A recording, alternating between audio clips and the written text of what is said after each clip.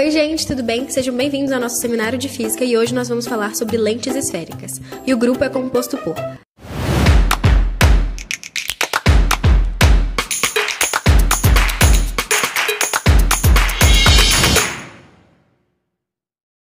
Bom, agora nós introduziremos o principal assunto do nosso trabalho, falando sobre as lentes, que são componentes ópticos de extrema importância e estando presentes de forma isolada ou combinada em praticamente todos os instrumentos ópticos. E elas desempenham papéis fundamentais em microscópios, lunetas, telescópios, câmeras fotográficas e entre outros equipamentos.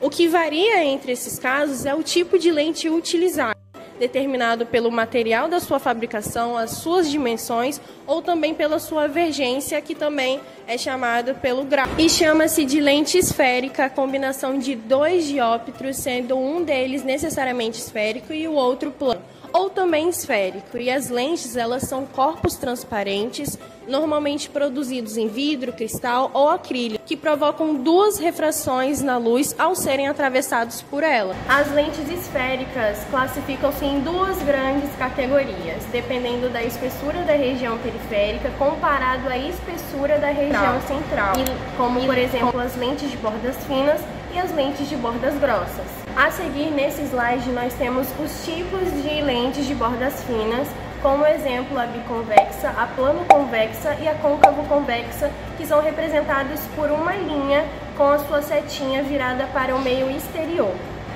Já nesse slide, nós temos os exemplos de tipos de lentes de bordas grossas, como exemplo a bicôncava, a plano-côncava e a convexo-côncava, que são representadas por uma linha com as suas setinhas viradas para o meio interior.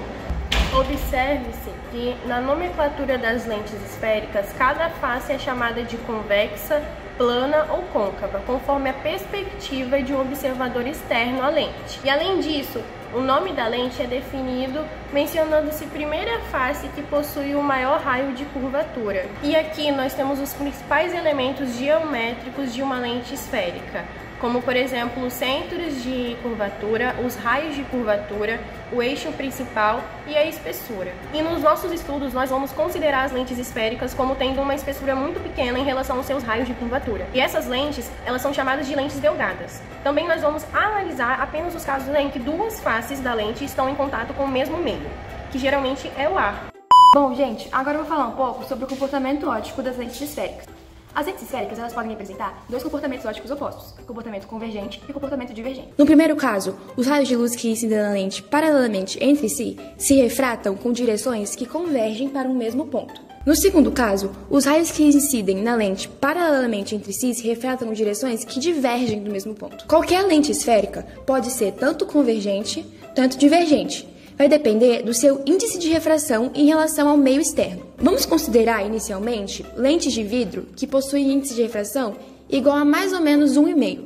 E elas vão ser colocadas no ar, que tem um índice de refração igual a 1. Nesse caso, que é o mais comum de todos, as lentes de bordas finas são convergentes e as lentes de bordas grossas são divergentes. Isso ocorre porque, ao passar do vidro para o ar, o raio de luz ele se afasta da normal. Se as mesmas lentes de vidro, que têm um índice de refração igual a 1,5, forem imersas no meio de maior índice de refração que o do vidro, como por exemplo o sulfeto de carbono, que tem um índice igual a 1,7, a lente de bordas finas se torna divergente e de bordas grossas vai se tornar convergente. E esse fato ocorre porque, ao passar do vidro para o sulfeto de carbono, o raio de luz ele vai se aproximar da normal. E a conclusão que a gente pode tirar é que se a lente é mais refringente que o meio externo, a gente tem um caso mais comum de todos, que são as lentes de bordas finas sendo convergentes e as lentes de bordas grossas sendo divergentes. E se a lente é menos refringente que o meio externo, a gente tem um caso que é menos comum, que são as lentes de bordas finas sendo divergentes e as lentes de bordas grossas sendo convergentes.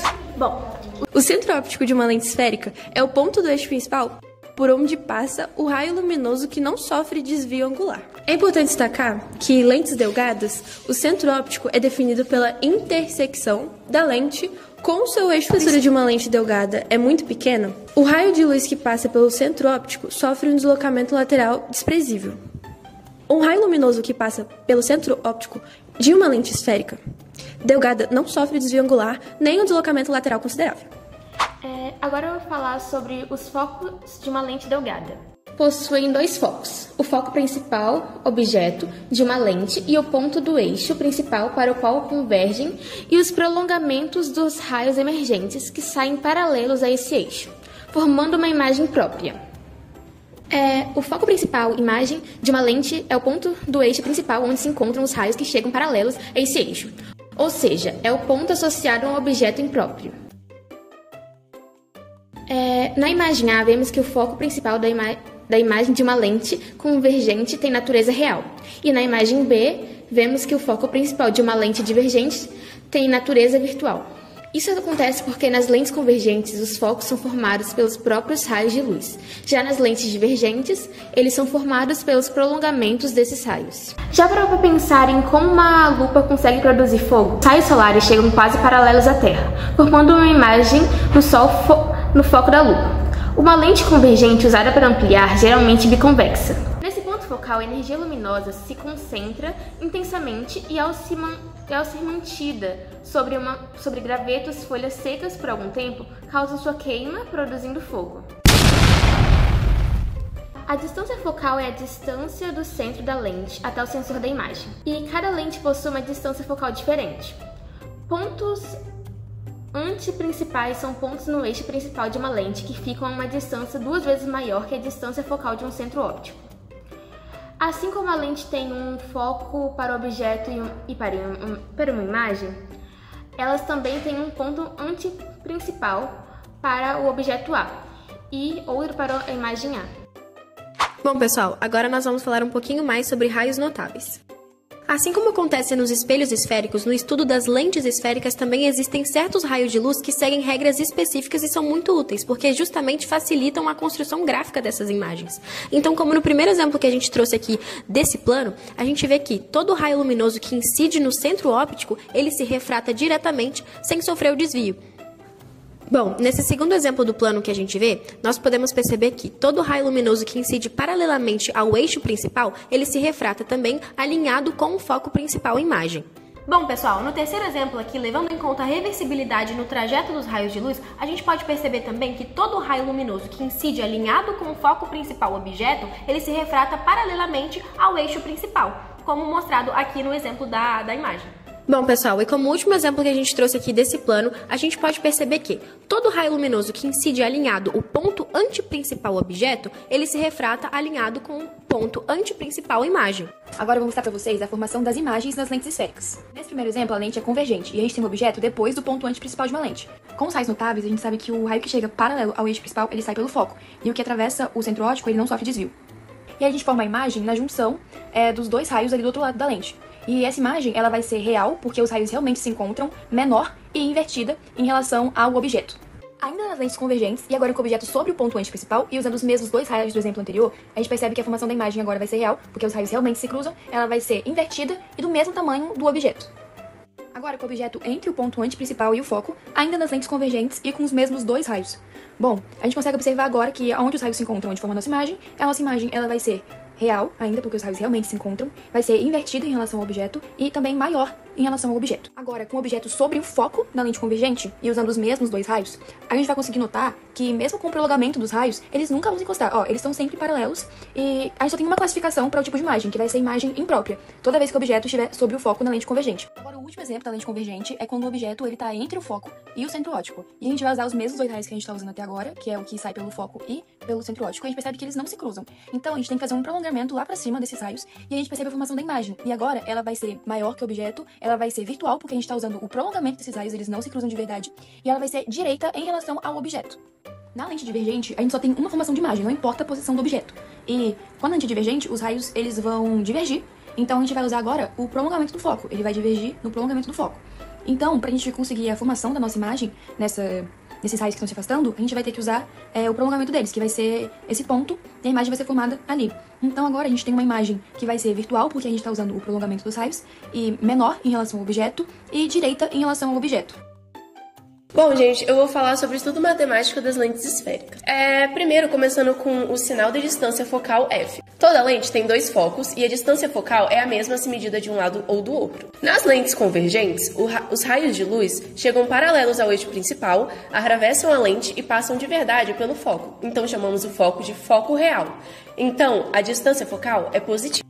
Já na lente divergente, os raios de luz chegam paralelos ao eixo principal, atravessam a lente, mas como ela é divergente, eles vão divergir alinhados com o foco. Logo, o foco é virtual, por isso a distância focal é negativa. Agora falando sobre o sinal de P e P', o P é a posição do objeto em relação à lente.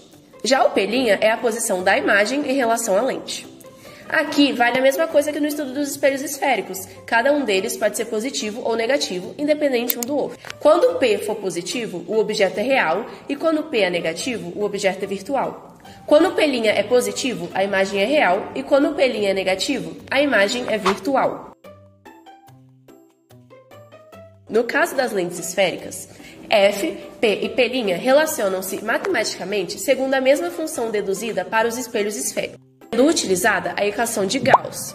Vale lembrar que devemos levar em conta os sinais de F, P e P'.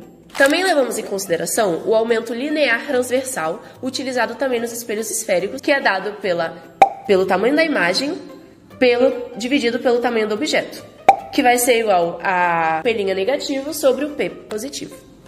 A gente também tem algumas situações importantes referentes ao aumento transversal linear. Na primeira situação, a gente vai ter um aumento positivo.